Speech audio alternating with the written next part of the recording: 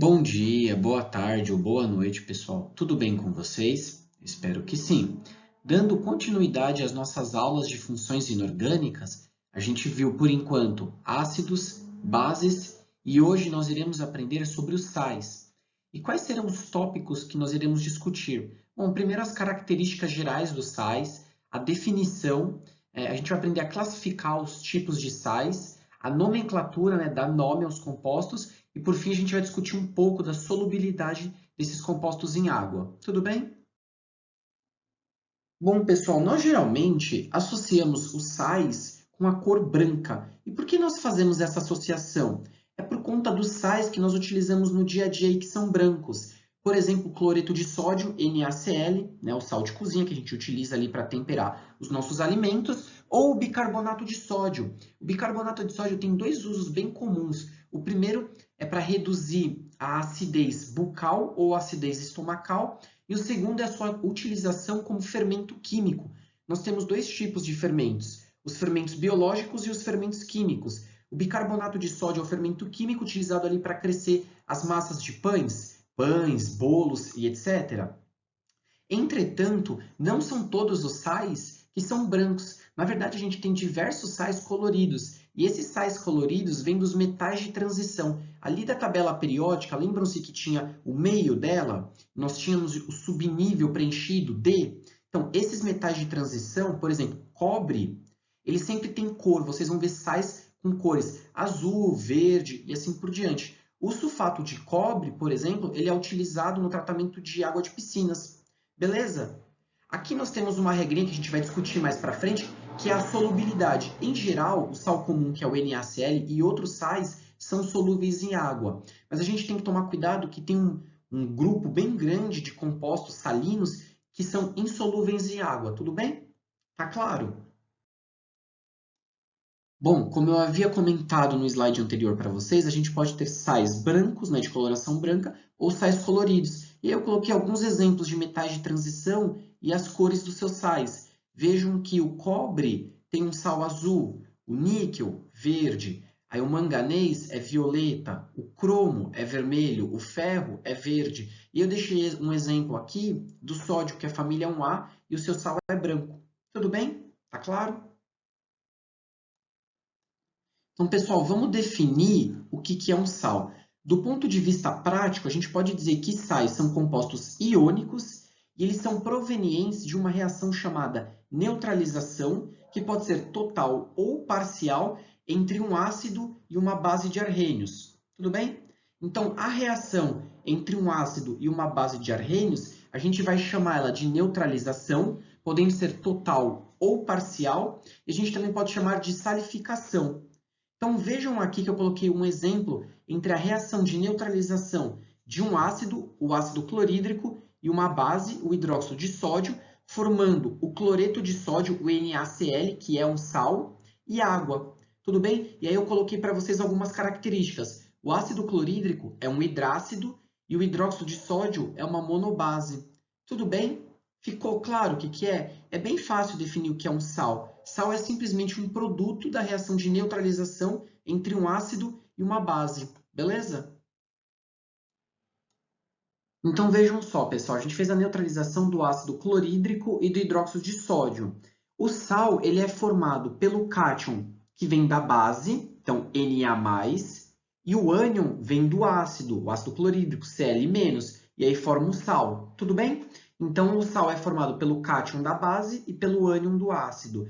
E a água ela é formada pelo H+, que veio do ácido, e o OH- que veio da base. H+, mais OH- forma a água. Agora, se vocês quiserem representar pelo íon hidrônio H3O+, aí fica H3O+, mais OH-, formando duas águas. Tudo bem? As duas representações estão corretas. Vocês podem escrever a que vocês preferirem. Tá claro? Vamos então analisar uma reação de neutralização total. Pessoal, vamos pensar num exemplo aqui. Peguem um ácido, coloquem em água, ele vai ionizar em H+.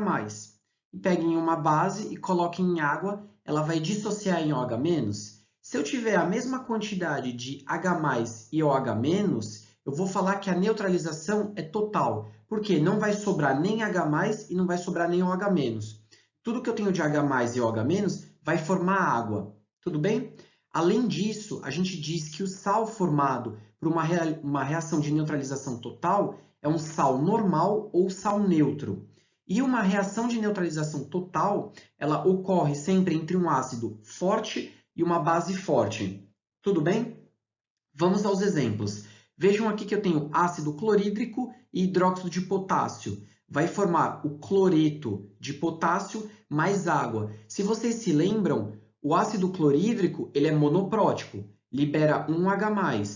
E o KOH, o hidróxido de potássio, é monobase, então ele dissocia uma hidroxila. Vejam, um H+, um OH-, eu consumi tudo e formei uma água. No exemplo abaixo, agora eu tenho uma dibase e eu tenho um ácido diprótico. Eu tenho o ácido sulfúrico, que é um ácido forte, e eu tenho o hidróxido de cálcio, que é uma base forte. Percebam, duas hidroxilas com 2H+, formam duas águas. Não sobrou nenhum H+ e nenhum OH-. Tudo bem? E o sal que eu formei é o sulfato de cálcio. Último exemplo. Agora eu tenho um ácido triprótico e eu tenho uma monobase, o hidróxido de sódio. Para eu consumir os 3H+ que eu tenho do ácido, eu vou precisar de 3 hidróxidos, porque cada hidróxido vai liberar uma hidroxila. Então, se eu tiver 3 hidróxidos, cada um libera uma hidroxila, no total eu vou ter 3 hidroxilas. Perceberam, então, que também a neutralização aqui foi total? É só perceber a quantidade de águas. Eu tenho 3H+ e 3 OH-, eu formei 3 águas. E o sal formado é o fosfato de sódio. Tudo bem?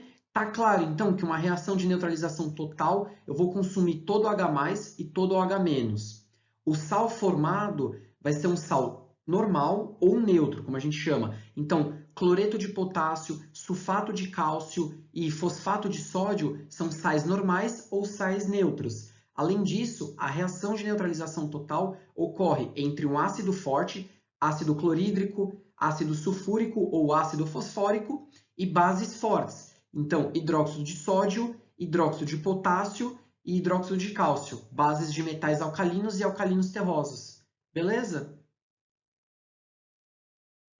Bom, novamente explicando como que a gente monta compostos iônicos, lembrem-se que a gente aprendeu na aula de ligações iônicas. Era a regra do escorrega. Vejam aqui que o sal ele é formado pelo cátion e pelo ânion. O cátion vem da base e o ânion vem do ácido. Então, o cátion tem carga M+, e o ânion tem carga N-. Lembrem-se que como o sal é um composto iônico, ele tem que ser eletricamente neutro.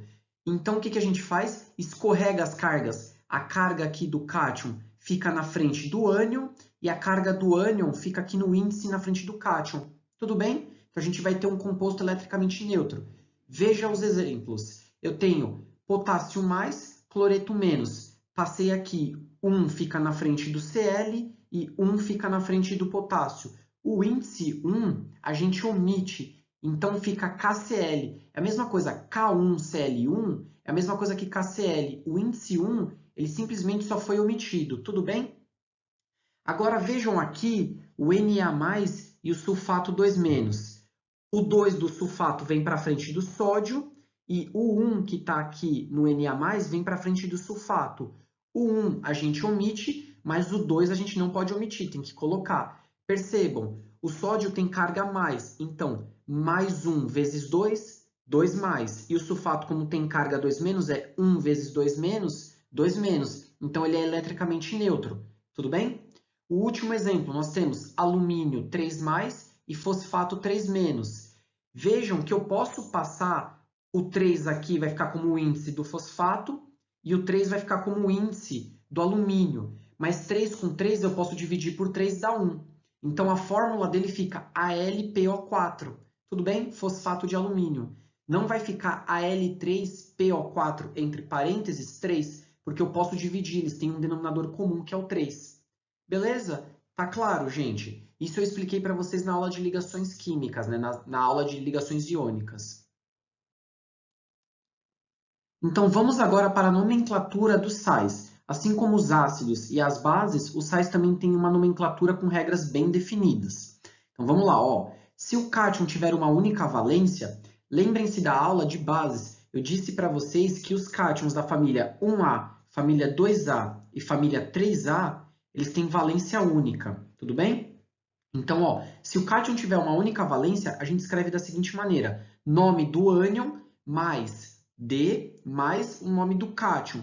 Ah, professor, e como que eu vou saber o nome do ânion? Bom, aí vocês têm que lembrar da nossa aula de ácidos. Lembra que eu comentei com aquela musiquinha? Mosquito, teimoso, te mato, te pico, te meto no vidrico? Então, se você sabe qual que é o ácido de origem, você consegue dizer o ânion. Eu até coloquei aqui para vocês, tá vendo, ó, na tabela? Tem sal, ito, ato, eto e ácido oso, ico, hídrico. Então fica mosquito, teimoso, te mato, te pico, te meto no vidrico. Então, novamente, para saber o nome do ânion, eu preciso saber quem que é o ácido. Eu sei o ácido, eu consigo saber a nomenclatura do ânion. E depois é só colocar D mais o nome do cátion, se o cátion tiver apenas uma única valência. Tudo bem?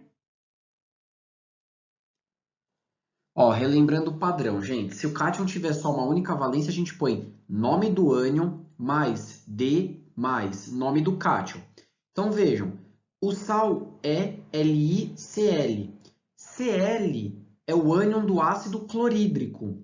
Então, se o ácido termina em hídrico, o ânion tem que ter eto. Então, é cloreto. Então, o nome do ânion é cloreto, D, e o nome do cátion, que é lítio, cloreto de lítio. Perceberam? Tranquilo? Agora, vamos lá. Ó.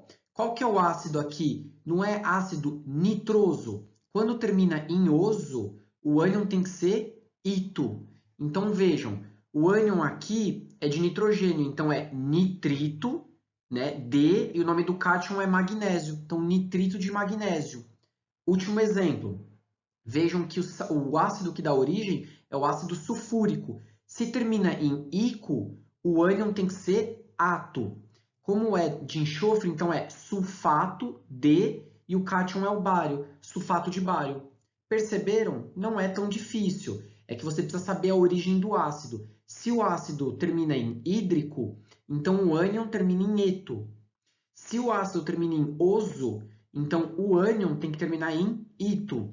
E se o ácido termina em ico, o ânion tem que terminar em ato. Tudo bem? Então, cloreto de lítio, nitrito de magnésio e sulfato de bário. Beleza? Bom, o segundo tipo de nomenclatura é quando o cátion tem mais de uma valência. E como que vai ser a regra? Bom, o primeiro modo é o seguinte: a gente escreve o nome do ânion, D, nome do cátion e a valência do cátion. Tudo bem? Qual que é a segunda maneira? A gente escreve o nome do ânion, D, e o sufixo oso, quando esse cátion estiver na sua menor valência. Ou a gente escreve o nome do ânion, D, e o sufixo ico, quando ele estiver na sua maior valência. Tudo bem? Então vamos lá, pessoal. Ó, eu peguei três elementos químicos, o ferro, o estanho e o ouro. Eu coloquei a valência dos seus cátions. Ferro 2+, ferro 3+, estanho 2+, estanho 4+, ouro mais 1, ouro 3+. Vamos começar aqui pelo ferro. Eu coloquei um composto com o cloro. Então vejam o seguinte, o ânion não é o cloreto? Então o ácido que deu origem é o ácido clorídrico. Se o ácido termina em hídrico, o ânion tem que terminar em eto. Então fica cloreto de ferro 2 ou cloreto ferroso, porque a valência dele é menor, é o 2+. Agora, para o segundo caso, eu vou ter cloreto de ferro 3 ou cloreto férrico, porque a valência é a maior, é a 3+. Vamos agora para o caso do estanho. Eu tenho estanho 2+, a menor valência, e tenho estanho 4+, a maior valência. Notem que o composto dele é o SnBr2. Vejam que o ânion é o brometo, tudo bem? Ele vem de que ácido? HBr, que é o ácido bromídrico. Percebam que termina com hídrico, logo o ânion tem que terminar em eto. Então vai ser brometo de estanho 2 ou brometo estanoso. E para o outro caso de maior valência, vai ser brometo de estanho 4 ou brometo estânico. Tudo bem? Vamos para o ouro? Vejam o seguinte, eu fiz um composto aqui salino com cloro. Então, eu tenho AuCl e AuCl3. Qual que é o ácido que dá origem ao ânion? Ácido clorídrico, termina em hídrico. Então, o ânion vai terminar em eto. Eu vou ter cloreto de ouro 1 ou cloreto auroso. Eu vou ter, no caso de maior valência, cloreto de ouro 3 ou cloreto áurico. Tranquilo? Fácil, né? Beleza? Bom, nos slides anteriores, nós definimos o que era uma reação de neutralização total e como dar a nomenclatura de sais neutros.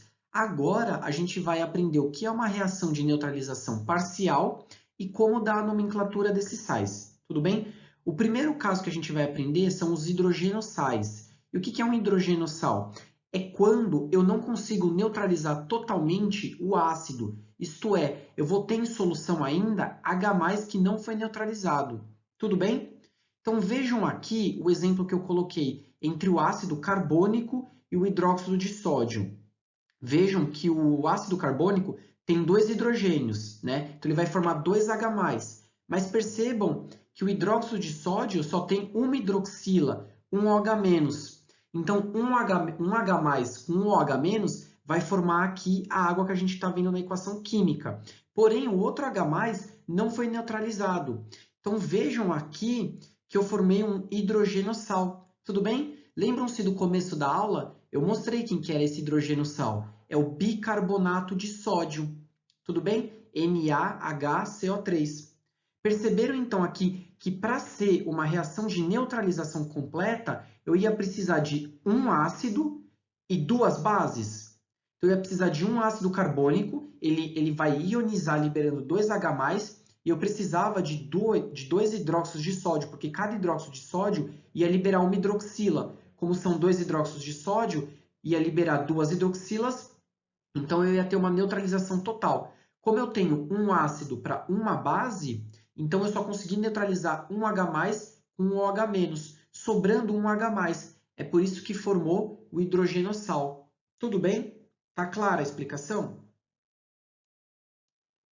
Então, pessoal, ó, vamos agora dar a nomenclatura dos hidrogenossais. O que diz essa nomenclatura? Ó, a nomenclatura desse sal é semelhante à dos sais normais, que eram os sais que vinham da reação de neutralização total. Difere somente pelo fato de as quantidades de hidrogênios ionizáveis serem indicadas pelo prefixo mono, que a gente pode omitir, aí o di, tri, tetra, etc., a gente tem que escrever, seguida da palavra hidrogênio, no começo do sal ou da palavra ácido, logo após do nome do ânion. Parece confuso, mas vamos ver os exemplos que vai ficar mais claro. Olha o primeiro exemplo, eu tenho NaHCO3. Eu percebo que esse sal ele não é neutro, por quê? Porque eu tenho um H na sua fórmula. Então eu sei que o ácido não foi totalmente neutralizado. Tudo bem? Vejam o seguinte, qual que é o ácido que dá origem a esse sal? É o H2CO3, ácido carbônico. Se o ácido termina em ico, então o seu ânion vai terminar em ato. Se é ácido carbônico, o ânion será o carbonato. E o cátion é o sódio, porque vem do hidróxido de sódio. Então, se fosse uma neutralização total, ficaria carbonato de sódio. Mas como é um hidrogenossal, como que a gente ia escrever? Tem que colocar o prefixo mono, seguido da palavra hidrogênio e depois colocar carbonato de sódio. Então ficaria mono, hidrogênio, carbonato de sódio. Mas lembrem-se que a gente pode omitir o mono. Então, para simplificar, vai ficar hidrogênio, carbonato de sódio. Tudo bem? Beleza, vamos para o segundo exemplo, que é KHSO4. Novamente, se eu tenho um hidrogênio nessa fórmula, eu sei que ele não é um sal neutro, mas ele é um sal parcialmente neutralizado. O ácido ainda não foi totalmente neutralizado. Então vamos lá, qual que é o ácido que dá origem? H2SO4. Logo é o ácido sulfúrico. Se o ácido sulfúrico termina em ico, o seu ânion vai terminar em ato. Então vai ser sulfato. Qual que é o cátion? Potássio. Então, se fosse uma neutralização total, seria o sulfato de potássio. Entretanto, isso daqui é um sal parcialmente neutralizado. Então, vai ficar o quê? Mono, hidrogênio, sulfato de potássio. Eu posso retirar o prefixo mono, então fica hidrogênio, sulfato de potássio. Tudo bem? Agora vamos para o último exemplo, que é o NaH2PO4. Qual ácido e qual base que dá origem a esse sal? Bom, a base é o NOH. O ácido é o ácido fosfórico, H3PO4. Notem, qual que é a terminação do ácido? Ico, ácido fosfórico. Então, o seu ânion será o fosfato. Se ele fosse um sal de neutralização total, seria fosfato de sódio. Entretanto, ele é um sal que não houve a neutralização total do ácido. Então, notem o seguinte, quantos hidrogênios eu tenho ali? 2. Então, agora o prefixo não é mais mono, agora o prefixo é di. E o prefixo di, tri, tetra, nós precisamos colocar. Então, vai ficar dihidrogeno fosfato de sódio. Tudo bem? Tá claro, pessoal? Tranquilo, né?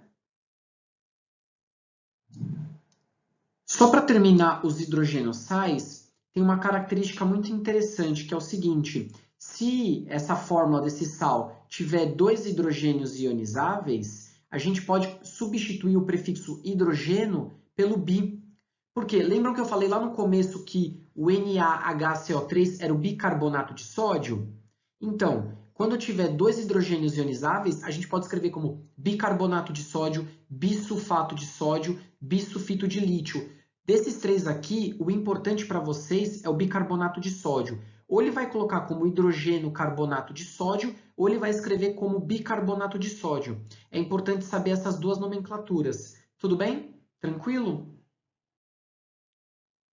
Um outro exemplo de reação de neutralização parcial são os hidroxissais. Os hidroxissais são obtidos a partir da reação de neutralização parcial da base. Ou seja, não serão todas as hidroxilas que serão neutralizadas. Tudo bem? Lembra-se que os hidroxissais eram os H+, que não eram totalmente neutralizados. Agora, nos hidroxissais, é o contrário, serão as hidroxilas que não serão totalmente neutralizadas. Olha um exemplo que eu coloquei aqui, entre o ácido clorídrico e o hidróxido de cálcio. Notem que o ácido clorídrico ionizará, liberando um H+, e o hidróxido de cálcio dissociará, liberando 2 hidroxilas. Só que eu tenho um H+ para 2 hidroxilas. Então, eu só consigo formar uma água. H+ mais OH- dá uma água. Só que sobrou ainda uma hidroxila. Percebam como que vai ficar esse hidroxissal. Eu vou ter ali o cátion, que é o cálcio. Entre o cálcio e o cloro, eu vou ter o OH. E, por final, eu vou ter o ânion. Então, eu tenho cátion, OH, ânion. Ca, entre parênteses, OH, Cl, é o hidroxissal. Tudo bem? Tá claro isso, pessoal? Então, como ficará a nomenclatura dos hidroxissais? Vamos ler aqui, pessoal. A nomenclatura segue a mesma regra dos hidrogenossais, trocando apenas as palavras hidrogênio por hidroxi. Tudo bem? Hidrogênio indicava o hidrogênio, o hidroxi vai indicar o OH.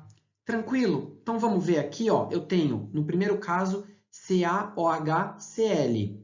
Então, como que vai ficar? Vai ficar assim, hidroxi. O ânion é o cloreto, porque vem do ácido clorídrico, e aí o cátion é cálcio, então fica hidroxicloreto de cálcio. Olha o exemplo 2, MgOHBr. Quem que é o ácido? É o HBr. Então, o seu ânion vai ser o brometo. Então, ficará hidroxibrometo de magnésio, que é o cátion. Olha o outro aqui. Quem que é o ácido? É o HNO3.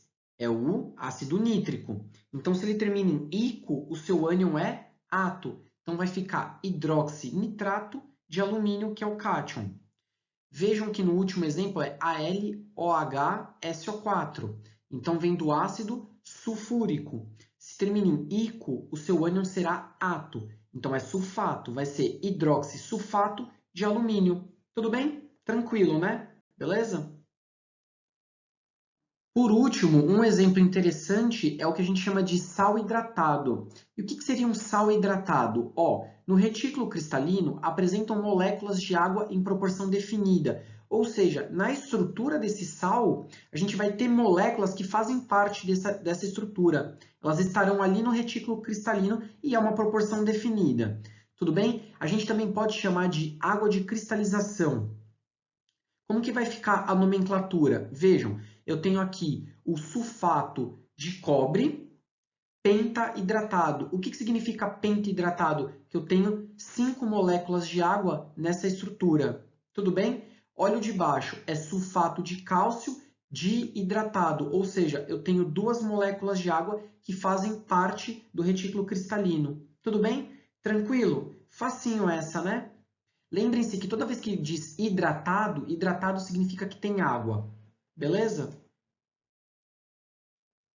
Bom, pessoal, aqui nós temos uma tabela que indica a solubilidade em água a 25 graus Celsius e 1 atmosfera dos sais. Notem o seguinte, que a gente tem nitratos, nitritos, cloratos e acetatos, a maioria são solúveis. Aí nós temos algumas exceções. Aí nós temos cloretos, brometos e iodetos, a maioria solúvel. Nós temos ali exceções. Nós temos sulfatos e algumas exceções. Nós temos sulfetos e algumas exceções. Nós temos outros ânions, carbonato, fosfato e assim por diante. Aqui não tem muito o que fazer, precisa saber. Mas, na verdade, tem uma musiquinha que a gente canta e ajuda vocês a lembrarem quais são os sais solúveis e quais são os principais sais insolúveis, tudo bem? Então, eu vou ensinar essa musiquinha para vocês e aí depois, com o tempo, vocês vão aprendendo algumas outras exceções. Beleza? Tranquilo? A nossa música é uma versão daquela se essa rua fosse minha. Tudo bem? Então a versão da química fica: os nitratos e acetatos são solúveis, alcalinos e amônio também são. Os cloretos, brometos e iodetos são os sais que apresentam exceção. Prata, chumbo e mercúrio. É assim que a gente aprende, tudo bem? A gente tem que saber que tem algumas exceções importantes. Quais são os sais insolúveis que vocês precisam saber e que o vestibular cobra bastante? Sulfato de bário, carbonato de cálcio e cloreto de prata. Tudo bem? Essa música ajuda muito a gente saber quais são os sais solúveis, mas também é importante saber as exceções. Tudo bem? O estudo, fazendo os exercícios, vai ajudar vocês a memorizarem outros sais que são solúveis ou insolúveis. Mas é importante vocês saberem essa música, porque ela ajuda, e saber as principais exceções. Beleza, pessoal? Então, a aula de sais é isso. Eu espero que vocês tenham gostado. Qualquer dúvida, por favor, me mandem ali mensagem no chat, seja a resolução de exercício ou dúvida teórica, tudo bem? Um abraço e boa tarde.